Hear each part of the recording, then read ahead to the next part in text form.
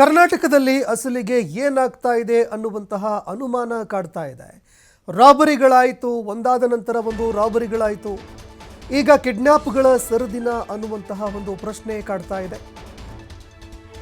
ಒಂದೆಡೆ back to back ರಾಬರಿಗಳಾಯಿತು, ಈಗ ಒಂದಾದ ನಂತರ ಒಂದು ಕಿಡ್ನ್ಯಾಪ್ಗಳ ಸರದಿ ಕೂಡ ಶುರುವಾಗಿದೆ. ರಾಜಾರೋಷವಾಗಿ ಒಬ್ಬ ವೈದ್ಯನನ್ನ ಕಿಡ್ನ್ಯಾಪ್ ಮಾಡಿ ಒಂದು ತಂಡ ಅಲ್ಲಿಂದ ಪರಾರಿಯಾಗಿದೆ. ಬಳ್ಳಾರಿ ಜಿಲ್ಲಾ ಆಸ್ಪತ್ರೆ ವೈದ್ಯ ಸುನಿಲ್ ಕಿಡ್ನ್ಯಾಪ್ ಆದಂತಹ ಓರ್ವ ವೈದ್ಯ ವಾಕ್ ಮಾಡುವಂತಹ ಸಂದರ್ಭದಲ್ಲಿ ಕಾರ್ನಲ್ಲಿ ಬಂದು ಕೆಲವು ದುಷ್ಕರ್ಮಿಗಳು ಅಪಹರಣ ಮಾಡಿ ಅಲ್ಲಿಂದ ಪರಾರಿಯಾಗಿದ್ದಾರೆ. ನಂಬರ್ ಪ್ಲೇಟೇ ಇಲ್ಲದಂತಹ ಒಂದು ಕಾರ್ನಲ್ಲಿ ಬಂದು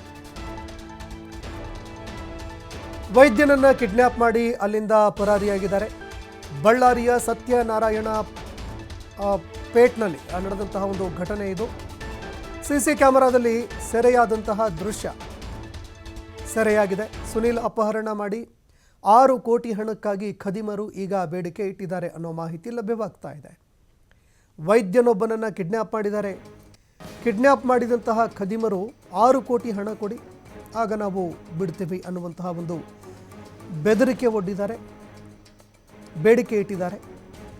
ಆದರೆ ಸಹಜವಾಗಿ ಒಂದು ಪ್ರಶ್ನೆ ಈಗ ಕಾಡ್ತಾ ಇರುವಂಥದ್ದು, ಒಂದೆಡೆ ರಾಬರಿಗಳಾಗ್ತಾ ಇದೆ, ಮತ್ತೊಂದೆಡೆ ಹಾಡ ಹಗಲೇ ಕೆಲವರು ರಾಬರಿ ಮಾಡುವಂಥದ್ದು, ಮತ್ತೊಂದೆಡೆ ಕಿಡ್ನ್ಯಾಪ್ ಮಾಡುವಂಥದ್ದು ಕೂಡ ಆರಂಭ ಆಗಿದೆ. ಹೀಗಾಗಿ ಅನೇಕರು ಇಂತಹ ಘಟನೆಗಳಿಂದ ಇದೀಗ ಬೆಚ್ಚಿ ಬೀಳುತ್ತಾ ಇದ್ದಾರೆ.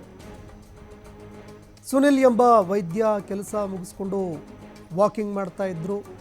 ಇದೇ ಸಂದರ್ಭದಲ್ಲಿ ನಂಬರ್ ಪ್ಲೇಟೇ ಇಲ್ಲದಂತಹ ಒಂದು ಕಾರು ಬರುತ್ತೆ. ಅದಕ್ಕೆ ಹೇಳೋದು, ನಂಬರ್ ಪ್ಲೇಟ್ ಇಲ್ಲದೆ ಇರುವಂತಹ ಕಾರುಗಳು, ಫೇಕ್ ನಂಬರ್ ಪ್ಲೇಟ್ನ ಕಾರುಗಳು, ವೆಹಿಕಲ್ಸ್ಗಳು, ಇದೆಲ್ಲದರ ಮೇಲೆ ಸಾಕಷ್ಟು ನಿಗಾ ವಹಿಸಬೇಕು ಅಂತ. ನಂಬರ್ ಪ್ಲೇಟೇ ಇಲ್ಲದೆ ಇರುವಂತಹ ಒಂದು ಕಾರ್ ಬರುತ್ತೆ.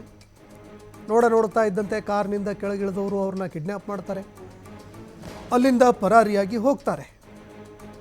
ಅದಾದ ನಂತರ 6 ಕೋಟಿಗೆ ಬೇಡಿಕೆ ಇಟ್ಟಿದ್ದಾರೆ ಅನ್ನೋ ಮಾಹಿತಿಗಳು ಲಭ್ಯವಾಗ್ತಾ ಇದೆ.